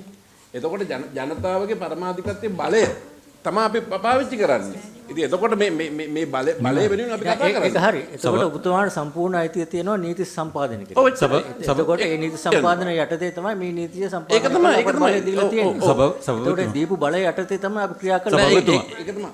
සභාපතිතුමා පොඩක් කියන අනේ පොඩි බෙන්දක් පොඩක් කියන වලේපොඩ මන්ත්‍රීතුමා මොකද මේකට සම්බන්ධද? ඔව් මේකට සම්බන්ධයි. අතන ඒ කියන්නේ මේකේ දැන් අපිට වෙලාව සම්බන්ධයෙන් ලොකු ගැටලුවක් මේ සභාපති මේ හොන්ඩබල් සර් දැන් මේක මේ මම කියන්නේ අවසාන වශයෙන් ගත්තාම දැන් මෙතුමලා වැටුප් වැඩි කිරීම සම්බන්ධයෙන් ඉදිරිපත් කරපු සියලුම කරුණු කාරණා ගත්තාම අපි ගත්තොත් රාජ්‍ය මූල්‍යයට යටත් නොවෙනවා කියපු කාරණාව නිෂ්ප්‍රභා වෙනවා. ඒක රාජ්‍ය මූල්‍යයට යටත් වෙනවා. ඊළඟට නෑ ඒක මං හිතන්නේ ඒක තර්කයක්. ඒක තර්කයක් විතරයි. මොකද මට කවුරුත් වෙනුවෙන් පෙනී හිටින්න ඕනේ නෑ. හරි මමත් හැබැයි මම මෙතන සාධාරණ වෙන්න ඕනේ මේ වැඩේ කරනකොට. මට එක පැත්තක් ගන්න නෑ එහෙම කියන්න බෑ. නෑ අපි එහෙම කියන්නේ ඇයි? ඒක තර්කයක් ගරු මන්ත්‍රීතුමා. ඒක තර්කයක්. නෑ සමහර වෙලාවට දැන් උදාහරණයක් ඇරෙන්න නීතිපතිතුමා තර්කයක් ගෙනාවා දින 52 ආණ්ඩුව ඒක කරන්න පුළුවන් කියලා. හැබැයි ඒක තර්කය වැරදුනා. හරි අපි ඒක හරි ඉතින් ඒතකොට නීතිපතිවරයාට තර්කයක් කියන්න පුළුවන්. හැබැයි මේක ඇත්තටම මේකේ ඩිටර්මිනේෂන් එකක් දෙන්න පුළුවන් ශ්‍රේෂ්ඨාධිකරණයට පමණයි. ඉතින් මම සූදානම් නැහැ මෙතන පිළිගන්න ඒ තර්කය හරි කියලා. මම සූදානම් නැහැ. එතකොට ඒක තර්ක දෙකක් පමණයි. ඒ කියන්නේ දැන් පාර්ලිමේන්තුව සතු මූල්‍ය බලතල තමයි පාර්ලිමේන්තුවේ පනත හරහා එක්සයිස් කරන්න මහ බැංකුවට දීලා තියෙන්නේ කියන එක මුදල් කාරක සභාව විදියට තමුන්නාසෙට පිළිගන්න බෑ. ඒක නෙමෙයි. ඉතින් එහෙනම් මෙතන සාකච්ඡා කළ වැඩක් නැහැ. ඒක නෙමෙයි. මෙතන තර්කයක් තියෙන්නේ. නෑ මම අහන පස්සේ තමයි නෑ මෙතන අපි මේ පනත 3න් 2කින් හරි සරල බහුතරයකින් හරි ගෙනල්ලා අධිකරණයට ගිහිල්ලා සංශෝධන ගෙනල්ලා ඔක්කොම කරලා පනත පාර්ලිමේන්තුවේ සම්මත කළා. හරි. එතකොට මේ බලය තිබුණේ කවුරුද අතුවද? මහජනතාව සතු පරමාධිපති බලය. මෙතන හරියට අපි තේරුම් ගමු මොකද ප්‍රශ්නේ කියලා. නැත්තම් මේක නැත්තම් වෙන කොයි හරි යන්න පුළුවන්. මේ හරියට තේරුම් ගමු ප්‍රශ්නේ මොකද්ද කියලා. උදාහරණයක් හැටියට මහ බැංකුව එදිනෙදා ඕපන් මාකට් ඔපරේෂන් කියලා එකක් කරනවා. හරි කොටස් මේ සමහර වෙන්න භාණ්ඩාගාර බිල්පත් විකුණනවා නැවත ලබා ගන්නවා. ඒකෙන් ඔවුන් යම්කිසි ආදායමක් ලබා ගන්නවා. හරි? හරිනේ? හරි. එතකොට ඒ ආදායම කාගේද? එහෙම නැත්නම් ෆොරින් එක්ස්චේන්ජ් පොඩකින් රාජ්‍යයට අයිති මුදල්. ඔව් ඒක තමයි. අනේ සභාපතිතුමා පොඩ්ඩක් මෙලියටම දෙන්න මම ගොඩ වෙලාවක් ඉවසන්න. පොඩකින් හරි. ඔය කාරණට අහලා මම එතනට එන්න. හරි එතකොට එහෙමනම් එතකොට අපිට නීතිමය වශයෙන් අපිට මැදිහත් වෙන්න වෙනවා කොයි වගේ ඕපන් මාකට් ඔපරේෂන්ද කරන්නේ. කොයි වගේ foreign exchange පොඩක් ඉන්නකො මම කියන්න we have given what is called instrumental independence to the central bank and it is very clear mama that's it you are correct they have been granted පොඩක් ඉන්නකො දැන් මේ සභාපතිතුමා විනාඩියක් දෙන්න සභාපතිතුමා section 5 එක කියවන්න section 5 නෑ ඔබතුමාට වෙලාව දෙනවා ඔබතුමාට වෙලාව මේ කාරණේ සම්බන්ධයෙන් මෙදියත් නෑ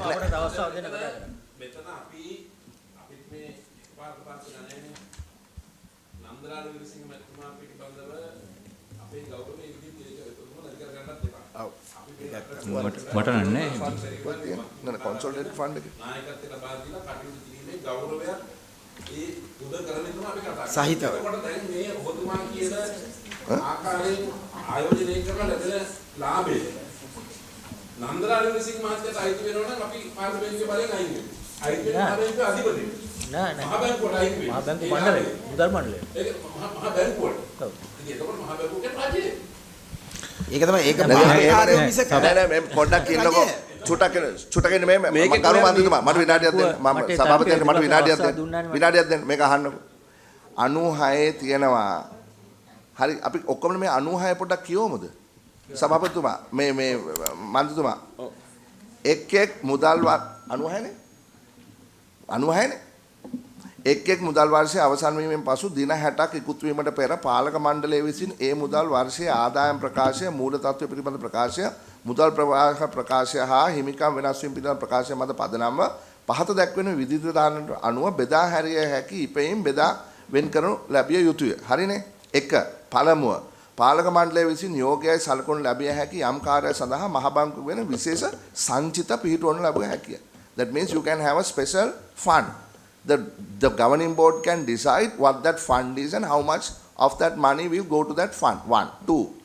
දෙවනුව ගෙවා නිමි ප්‍රාග්ධනය සහ පොදු මට මේ සිංහල කාරවල දැන් මේක ඉංග්‍රීසි එක පොඩක් ඉන්න දෙවනුව ගෙවා නිමි ප්‍රාග්ධනය පොඩක් වැදගත් නේ මේක ගෙවා නිමි ප්‍රාග්ධනය සහ පොදු සම්තිත මත බැංකුවේ මුල් මුදල්මය බැරකම් වලින් යටත් පිරිසෙන් 6% වෙන තෙක් ඉහත විවිධාන ප්‍රකාර විශේෂ සංචිත වෙන් කිරීමෙන් පසුව ඉතිරි වන පවතින බෙදා හැරිය හැකි ඉපැයීම් වලින් 100%ක සමාන මුදලක් පොදු සංචිත ගිණුමට බැර කරනු ලැබිය යුතුය. රයිට් එතකොට තියෙනවා මේ common fund එකක් තියෙනවා. හරිනේ there is a common fund. ඊට පස්සේ තියෙනවා තෙවනුව ඉහත විධිවිධාන වලට අනුකූලව කටයුතු කිරීමෙන් පසු ඉතිරිව පවතින බෙදා හැරිය හැකි ඉපැයීම් අමාත්‍යවරයා විමසා පාලක මණ්ඩලය තීරණය කර පරිදි මුදල් වර්ෂයේ අවසානයේ ආණ්ඩුව විසින් මහ බැංකුවට ගෙවිය යුතුව තිබෙන යම් බැඳීම් පියවා අවසන් කිරීම සඳහා යොදා ගැනීම හෝ ඒකාබද්ධ අරමුදලට ගෙවා බැර කිරීම සිදු කළ යුතුය. ඉතින් මේක හරියම ක්ලියර් නේ. මේක ක්ලියර් සභාපතිතුමා දැන් මම යෝජනා කරන්නේ දැන් අද මේ රැස්වීමේදී මේ සම්බන්ධව අවසාන තීරණයක් ගන්න බෑ. ඇත්ත කතාව. ප්‍රායෝගිකව. පැහැදිලිද? ඒ තීරණය ගත්තත් ඔබතුමා පාර්ලිමේන්තු වාර්තාව ඉදිරිපත් කරන්නත් එපා. එතකොට අපි යෝජනා කරන්නේ මේ සම්බන්ධව විගණකාධිපති නීතිපතිතුමාගෙන එක්ක වෙනමම මේ සම්බන්ධව මට තේරෙන්නේ නැත්තේ කරු මන්දුම මට තේරෙන්නේ නැත්තේ ඔබතුමාගේ ආගමන්ට දැන් ඔබතුමා මේක සභාපතිවරයා විදිහට මේකේ සමාජිකෙක් නෙමෙයි අද විවෘත වෙන්නේ කියුවෙන් අපි ආවේ ඔබතුමා තීරණය කරනවා නම් පනත අනුව මේ පඩි වැඩි කිරීම පිළිබඳව මහ බැංකුවට අයිතියක් තියෙනවා කියලා ඔබතුමාගේ මතය ඒක ලියන්න. නෑ පොඩ්ඩක් කියන එහෙම කතා කරන්න එපා. මොකද අපි දේශපාලනය නෙවෙයිනේ මෙතන කරන්නේ. කරුණාකරලා එහෙම කතා කරන්න එපා. නෑ පොඩ්ඩක් කියන. මම ඊ타ත්ම වැදගත් විදියට දෙපැත්තටම කතා කරන්න අවස්ථාව දුන්නා. කරුණාකරලා ඒක තේරුම් ගන්න. හරිද? ඔබතුමා වචන කරකවලා මට ඕන නම් මේක හරි කියලා කියන විදිහට කතා කරන්න එපා. නෑ මොකද දැන් ඔබතුමා කියනවා නම් මේක වැරදි කියලා. හරි එහෙමනම් ඔබතුමා ඒ මතය ඉදිරිපත් කරමු මොන්ට දැන් මෙච්චර කාල කවුරුත් පිළිගන්නේ පොඩක් ඉන්නකො පොඩක් කියන මම කතා කරනවානේ පොඩක් අපිට මෙතන අහන්න තියෙන නිලධාරියා තමයි මේ නීතිපති දෙපාර්තමේන්තුව. නීතිපති දෙපාර්තමේන්තුව වෙනුවෙන් ජ්‍යෙෂ්ඨ නීතිඥවරයා ඉදිරිපත් වෙලා තියෙනවා.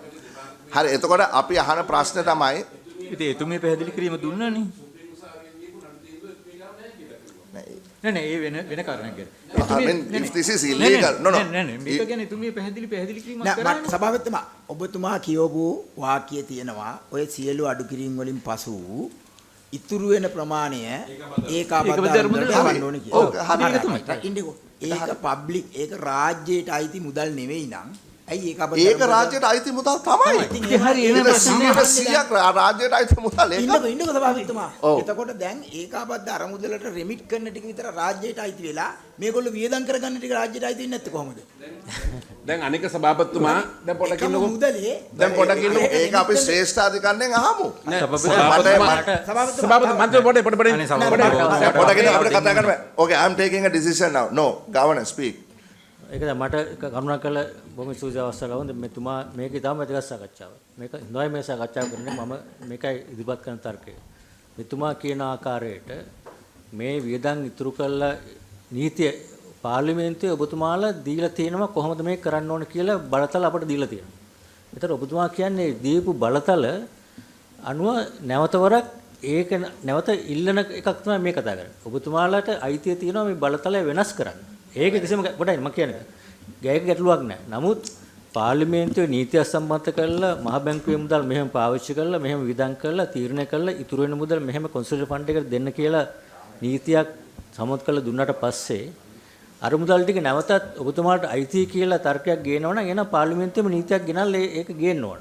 එහෙම නැත්නම් මේ අපිට දීපු බලතල පාර්ලිමේන්තුවේ ඔබතුමාලා අපිට දීපු තියෙන මේ ඒ බලතල ටික දුන්නාට පස්සේ ඒක නීති විරෝධී කියලා කියනවනම් පාර්ලිමේන්තු නීති වෙනස් කරන්න. ඒක අනිත් එක ඔබතුමාගේ තර්කේ මට කියන අනිත් අර මේ ඔඩිටර් ජනරල්ගේ අවස්ථාව. ඒකේ ඒක ඇත්ත වශයෙන්ම ඇයි රාජ්‍ය ආයතනයක් විගණකතිබාධයට යටත් වෙන්නේ? මහ බැංකුවත් රාජ්‍ය ආයතනයක්. රාජ්‍ය ආයතනයක් වෙන්නේ මහ බැංකුවේ ආරම්භයේදී කොන්සල් ෆන්ඩ් එකෙන් අනුකු සීලම් රාජ්‍ය ආයතන වගේ මුදල් වෙන් කරලා දීලා තියෙනවා. එතකොට ඒක අපි රාජ්‍ය ආයතනයක්. මොකද ඒ රාජ්‍ය ආයතනයට විශේෂ තියෙන අවස්ථාවේ අනුව පාර්ලිමේන්තුවෙම දීලා තියෙනවා මේක රාජ්‍ය ආයතනයක්. මේක මේ විදිහට ලාභ ගත්තොත් මේක බෙදන්න මේ විදිහට නිදහස දෙන්න ප්‍රතිපත්තිකාත්මක කියලා පාර්ලිමේන්තුවෙම ඒ රාජ්‍ය ආයතන හඳුනාගෙන තියෙනවා. ඒතකොට රාජ්‍ය ආයතන නිසා තමයි කමිටි ඔෆ් පබ්ලික් එන්ටර්ප්‍රයිසස් එකට විනාධිපති හරහා ඒකේ කොහොමද මේක වාර්තා කරන්න ඕන අවුරුද්දක සැරයක් පාර්ලිමේන්තුව ඉදිරිපත් කරන්න ඕන මේ වාර්තාව අප්‍රේල් 30 කලින් දෙන්න ඕනේ සියලුම දේ නීති හදලා ක්‍රමයක් තියෙනවා ඒ ක්‍රම අනුව තමයි විනාධිපතිතුමා අපේ ෆයිනෑන්ස් බලලා ඔඩිට් කරලා මේ විදිහට තමයි ක්‍රියාත්මක කරන්න කියලා පාර්ලිමේන්තුවට වාර්තා කිරීමේ ක්‍රමවේදයක් මේ පනතෙම ඔබතුමාලා හදලා දීලා තියෙනවා.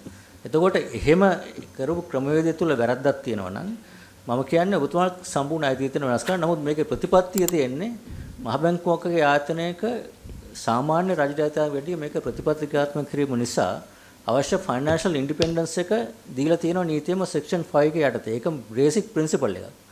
එහෙම නැත්නම් වෙන්නේ අර එතුමා කිව්ව විදිහට පාර්ලිමේන්තුවට අපි වක් කියනවා නම් අපේ කියන වියදම්. ඒ කියන්නේ පාර්ලිමේන්තුවට පුළුවන් ඒ අර ෆිස්කල් පොලිසි යටතේ මහ බැංකුවේ කටයුතු වලට යම් කිසි ආකාරයක බලපෑමක් කරන්න. ඒක වැළැක්වීමන තමයි මේක ප්‍රින්සිපල් එකම තියෙන්නේ. මහ බැංකුවේ කටයුතු වලට මෙන්න මේව ඔබලා අපට දෙන්න. නමුත් මේ ටිකට ඔබට නිදහස දීලා තියෙනවා. ඒක තමයි පාර්ලිමේන්තුව ඔබට දීපු බලය. දැන් ඔබතුමා දීපු බලය නැවතවරක් ඉල්ලනවා දැන් මේක වැරදි කියලා. ඒක වෙනම කතාවක්. ඒ නිසා අපි මෙතනින් එහාට ඒක මම ඉදිරිපත් කරන්නේ නැහැ. තව ඉස්සරහට. Honorable Chairman, I suggest when you talk about this, the power that is given by Parliament itself is set out very clearly in Section 5 of the Act. I think for the benefit of the members, I think it is good. The issue here, Mr. Fonseca, is about ethics and morals. Please, right? Whether this is the right time for you people to increase your salaries by 78%. right? And that is another question. That's another question. Right? That And we can debate. that the people will decide. Yeah, of course. හරි ඕගොල්ලෝ හරි දේ කරාද ඕගොල්ලෝ සදාචාරාත්මකද මේක කරේ කියන මමත් විවේචනය කරනවා. මම කියනවා ඕගොල්ලන්ටත් මීට වඩා මේක ගැන සාකච්ඡා කරන්න හිතන්න තිබුණා. මේ අවස්ථාවද කියන එක මං හිතන්නේ නැහැ මේක හරි අවස්ථාව කියලා. මොකද අනිත් සියලුම දෙනාටත් මේ ප්‍රශ්නේ තියෙනවා. නමුත් නීතිමය වශයෙන් මේ පාර්ලිමේන්තුව විසින් මේ ගවර්නින් බෝඩ් එකට දීලා තියෙන බලය නැවත අපි යම් කිසි විදිහකට ලබා ගන්නවද කියන එක පාර්ලිමේන්තුව පනතකින් අපි සංශෝධනය කරන්න ඕනේ. ඒක අපි වෙනම කතා කරමු. ඒක වෙනම කතා කරමු. අවසාන වශයෙන් ගෙවින්දු කුමාරතුංග මන්ත්‍රීතුමාගේ ප්‍රශ්න එතනින් අපිට සභාපතිතුමා මේ සම්බන්ධයෙන් ඒ කියන්නේ දැන් ඔය මේ නිර්වචනය මොකක් වුණත් මම හිතන්නේ ඔබතුමා හරියට කිව්වා දැන් අනික් කටයුතු මම කියන්නේ ඔය ෆිස්කල් ප්‍රතිපත්තිය සම්බන්ධයෙන් ඒ සම්බන්ධයෙන් කෙසේ වෙතත් මහ බැංකුව මේ කරපු ක්‍රියාවෙන් පෙන්නලා තිනවා තමන්ගේ වැටුප් සම්බන්ධයෙන් තීරණය කරන්න තමන් නුසුදුසුයි කියලා. ඒක ගැන අපිට මහජනය කියන්නේ අපිනේ අවසාන වශයෙන් පනතකින් බලය දීලා තියෙන්නේ. ඒ නිසා මහජනයාගේ එන විවේචනයට සහ විරෝධයට සහ කෝපයට අපිට මුහුණ දෙන්න වෙනවා. ඉතින් ඒ නිසා මම කියන්නේ බලය එහෙමනේ කියන්නේ රටක් ක්‍රියාත්මක වෙන්නේ කියන්නේ බලය දෙන එක ප්‍රශ්නයක් නැහැ. හැබැයි ඒ අය ඒ බලය නිසි ආකාරයෙන් ක්‍රියාත්මක කරනවද කියන එක උඩ ඒ බලය දිගටම දෙන්න පුළුවන් ද බැයිද කියන එකත් ඒක මම කියන්නේ මුදල් ප්‍රතිපත්ති සම්බන්ධයෙන් නෙවෙයි.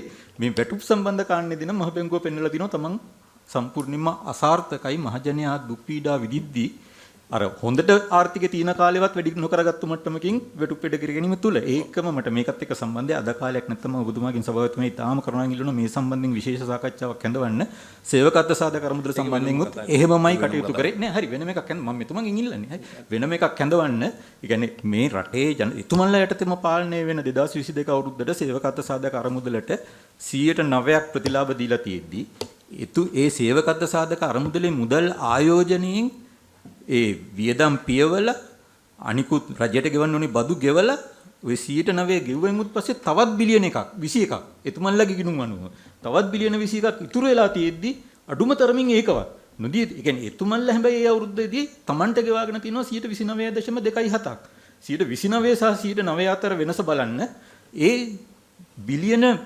21ක් ඉතුරුව තිබීදී මොනතරම් අමානුෂිකද අපිට නම් පේන්නේ එහෙමයි. දැන් ඊළඟ අවුරුද්දට දැන් 2023ත් මේ වෙලා තිනවා. ඒත් දැන් මුදල් ප්‍රශස්තිකරණයටත් දැන් රටේ EPF එක යටත් වෙලා තිනවා. මෙතුමන්ලගේ EPF එකත් යටත් වෙනවා කියලා. එහෙමනම් උපරිම ප්‍රතිලාභ ලැබෙන්න පුළුවන් 12.5යි. නෑ ප්‍රශස්තිකරණයට යටත් වුණා නම්. ඒතකොට රටේ එකට ගෙවලා තියෙන්නේ ආයෙත් 9. මෙතුමන්ලගේ වාගෙන තිනවා 19.5ක්. මේ ගැන සොයා බැලීම සඳහා විශේෂ කමිටුවක් හෝ කැඳවන්න කියලා ඉතාම ඕන කමිටුවක්. අවසාන මට විනාඩියක් දෙන්න. ඒක ඉතාම වැදගත් පිළිගන්න අපිට අවස්ථාවක් දෙන්න. මොකද ඒ කියපු සමහර කරුණු සත්‍යයි සමහර කරුණු අසත්‍යයි. ඒක නිසා අපිට අවස්ථාවක් දෙන්න විස්තර කරන්න. මම පොඩක් කියන ලස්සන මන්ත්‍රීතුමා මම මේක අපි නිර්දේශ කරනවා මේක ලියා ගන්න අපි වෙලාවත් යොදා ගමු. මේ ගරු මන්ත්‍රීතුමාගේ ප්‍රශ්නයට එහා ගිහිල්ලා ඔබලාගෙන් අපි බලාපොරොත්තු වෙනවා දේශීය ණය ප්‍රශස්තිකරණය කිරීම හරහා හරි අපිට හරි උත්තරයක් කලින් ලැබුණේ නැහැ අර්ථසාධක අරමුදලට කොපමණ අහිමි වීමක් සිද්ධ වෙනවද කියලා සමාජිකයන්ට. ඒ පිළිබඳවත් දීර්ඝ පැහැදිලි කිරීමක් අපි ඔබලාගෙන් බලාපොරොත්තු වෙනවා. ඒ සමගම ගරු මන්ත්‍රීතුමාගේ ප්‍රශ්නෙට. අපි ඒක තව මාසයකින් විතර දාගමුද? කමන්න. තව මාසයකින් විතර දාගන්න. ඔය ප්‍රශ්න කිපිසරා උත්තර දීලා දෙනවා. යාත් ඕන වෙලාවක උත්තර දෙන්න පුළුවන්. හරි. අපි තව මාසයකින් ඕම විශේෂ අපි කැඳවීමක් කරමු ඒක මේ සාකච්ඡා කරන්න. ගරු මන්ත්‍රීතුමාටත් ආරාධනා කරනවා. සභාපතිතුමා නම් දැන් වසරකට වඩා ගෙවිලා තියෙන හින්දා මාර්තු මාසය ඇතුළත හරි. මාර්තු මාසෙ දැන් අද 3 වෙනිදා 5 වෙනිදා. අප්‍රේල් අවුරුද්දට කලින් දාන්න වෙනවා. නෑ මේ දැන් non sitting date එක දාගන්න පුළුවන් කමන්නේ. Last sitting date in March is what? 28th. නෑ non sitting date එකක් ගන්න පුළුවන් නම් කමන්නේ අපිට එන්න පුළුවන්. No. No problem. Non sitting can we do towards the end of March? Mr. Fonseca. End of March. Oh. හරි අපි දිනයක් කියන්න. මේ දවස්වල අපේ අර ණයපොසකන සහ ජාතන බුලන්නේ okay right. අපි සාකච්ඡා වලට ඒ සඳහා සභාපතිතුමා අවසාන වශයෙන් පොඩකින් මේක ඉවරයක් කරගමු. So when will that finish? When is IMF second round discussions finishing? They will be here until I think 17th and this it was ඔයගොල්ලෝ ඔක්කොම යනවා වොෂින්ටන්. නෑ ඒප්‍රිල් පස්සේ යන්නේ. ඒ කවදද යන්නේ? ඊට ඉස්සෙල්ලා පුළුවන්. So any time between end of March and beginning of April somewhere there. Honorable Alagawana, last one. ඔව් සභාපතිතුමා දැන් මෙතනදී මේ එළිවෙන කරුණක් තමයි මහ බැංකුවේ ස්වාධීනත්වයේ පිළිබඳව අපි කිසිදු තර්කයක් නැහැ ස්වාධීනත්වයේ ලබා දිය යුතුයි. ඒතකොට ස්වාධීනත්වය කියන්නේ මොකක්ද? ඒ කියන්නේ මුදල් මුද්‍රණය කිරීම, පොලි අනුපාතය වැනි ප්‍රතිපත්තිමය තීන්දුව කියන එක තමයි අපි හිතන්නේ මේ දේශපාලඥයන්ගෙන් මැදිහත් වීමකින් තොරව ඒ සම්බන්ධව ඉන්න වෘත්තිකයන්ගේ දැනුම අනුව රට ගෙනියන්න නිදහසක් කියන එක තමයි අපි බලාපොරොත්තු වෙන්නේ කියන එකයි මම පෞද්ගලිකව නම් දකින්නේ. ඊට අමතරව විශේෂයෙන් මම හිතන්නේ අනිත් කරුණ පිළිබඳව දැන් අපි දැන් මේ කාරක සභාවල දැන් පැහැදිලි කිරීමේදී කිව්වනේ දැන් මේ මහා බැංකුවේ මේ සියලුම ආයෝජනය කරලා එන ලාභෙන් ඉතුරු සල්ලි ඒකාබද්ධ මුදලට අපි ගන්නවා. දැන් මේ වැඩේම තමයි අපි දේශීය ආදායම සහ කස්ටම් එකෙන් කරන්නේ. අපි එන්න කියලා අහනවා සීනි බදු මෙච්චරක් මේ වුණා. කොහොමේ සල්ලි ටික ඒකාබද්ධ මුදලට ආවද? හරි? ඒතර අර බද්ද ඉන්කම් ටැක්ස් ඇයි ගන්න නැත්තේ? ආවද? එතකොට අපි ආදායම් ලබා ගැනීම පිළිබඳවත් වාක්‍යම දෙන්නේ පාර්ලිමේන්තුවට. ඔව් එතකොට ඒකාබද්ධ අරමුදලෙන් එතකොට අපි එහෙමනම් මෙතනදී තීරණයක් ගන්න ඕනේ මහා බැංකුවේ ස්වාධීනත්වයේ තුල එයාලා ඕන විදිහකට ආයෝජනය කරලා එන සල්ලි ටික වියදම් කරලා මහා බැංකුවේ විතරක් අපි දීලා තියෙන ස්වාධීනත්වය අනුව ඉතුරු රුපියල් ඒකාබද්ධ අරමුදලට මේ බිලියන් එකක් ගන්න පුළුවන් නම් හරිද? දුන්නොත් මිලියන 10ක් ආය මිලියන 10 හරි කියන එක ඉම්මු කෙනක තීන්දුවක් තමයි අපිට ගන්න වෙන්නේ. අපි කියන්නේ මේක පැති කීපයකින් පාර්ලිමේන්තුවට මේ වගකීම අනිවාර්යයෙන්ම තියෙනවා කියන එක විතරයි මම කියන්නේ. ඒක තමයි තුමා නීතිය ඇතුලේ මුදල් නීති පනත ඇතුලේ ඒ සඳහා කොහොමද කරන්න ඕන කියන එක පැහැදිලිව ඔඩිටර් ජෙනරාල්ට ඇතුව මේ කොහොමද අපට ඕන විදිහට මේක කරන්න බෑ. ඒක නිසා තමයි අපි accountability එකක් තියෙන්නේ පාර්ලිමේන්තුවට අපේ ෆයිනෑන්ස් ස්ටේට්මන්ට් දෙන්න ඕන මාස උනට කලින් මාසෙ පබ්ලිෂ් කරන්න ඕන. ඒක ඔඩිට් කරන්න ඔඩිටර් ජෙනරාල් ඒ checks and balances මේ පාර්ලිමේන්තුවේම අපට 82 ආ යටතේ 82 ආ යටතේ මේ කමිටුව හරහා හැම මාස 4කටම සැරයක් වාර්තාවක් ඉදිරිපත් කරන්නත් ඕනේ. අපි මේ කැඳවීමක් කරේ. අපිට ඕන වෙලාවක කැඳවීමක් කරන්නත් පුළුවන්. ඉතින් ඒ හරහා අපිට බලතල තියෙනවා මේ මොවුන් කැඳවන්න. හරි පොඩකින් අපි ඉවර කරමු විනාඩියක් කියන්න. එහෙමනම් මම හිතන්නේ අපි ඔක්කොටම බඩගිනේ මම හිතන්නේ අද සාර්ථක සාකච්ඡාවක් කියලා මම විශ්වාස කරනවා. මේ කාරණාවට එහා ගිහිල්ලා තර්කානුකූලව විසඳාගත යුතු ගැටලු කිහිපයක් ව්‍යවස්ථානුකූල ගැටලු කියලා මම විශ්වාස කරන්නේ. යම්කිසි අර්ථකථනයන් බඳවා ගැනීම ප්‍රශ්නෙත් අවධානය වෙන්න ඕනේ කේස් එකක්. හරි ඒක අපි ලියාගත්තා. හරි අර්ථකථන මට තප්පරයක් දෙන්න. මොකද දැන් 88 89 බිහිසණයෙන් පස්සේ ලංකාවේ youth unrest එක පිළිබඳව තිබිච්ච පරීක්ෂණ වල ඒක තේරෙනවා. අපි ඒක තේරුම් ගත්තා. රෙකමෙන්ඩේෂන් එකක් තියෙනවනේ. ඒක වෙනමම අපි HR එකෙන් ඒක ඉල්ලුවානේ අපිට වාර්තාවක් දෙන්න කියලා. හරි. ඉතින් ඒ නිසා මෙතනදී සමස්තයක් හැටියට මහ බැංකුවට දීලා තියෙන බලතල වලට අනුව ඔවුන්ගේ වියදම් වලට යම්කිසි මුදලක් තියාගත්තයින් පස්සේ අනිත් ආයෝජන වලට වෙනස තියාගත්තයින් පස්සේ ඉතුරු ටික කොන්සොලිඩේටඩ් ෆන්ඩ් එකට යන්න ඕනේ කියලා නීතියේ තියෙනවා. එතකොට ඒ ඉතුරු කරගන්න මුදල හරහා තමන්ගේ වියහියදම් වලට ඔවුන් මේ මුදල් පාවිච්චි කරලා තියෙනවා. ඒකට අවසරය මහ බැංකුවට දීලා තියෙනවා පාර්ලිමේන්තුවේ පනත 1951. හරි ඒක 23 පනතේ වෙනස් කරලා නැහැ. හරි එතකොට මම උත්සාහ කරේ මෙතන මහ බැංකුවට තමන්ගේ අදහස් සහ යෝජනා ඉදිරිපත් කරන්නත් විපක්ෂයේ සහ ආණ්ඩු පක්ෂයේ മന്ത്രിවරුන්ට ඔවුන්ගේ අදහස් ඉදිරිපත් කරන්නත්. ඒක ලේසි කාරණයක් නෙමෙයි. නමුත් මම හිතන්නේ අපි මිනි මරා ගන්නේ නැතුව ඒ වැඩේ සාධාරණ ලෙස සිද්ධ කරා ඉදිරියට යන්න යෝජනා කිහිපයක්ම අපි මේ සටහන් කරගත්තා.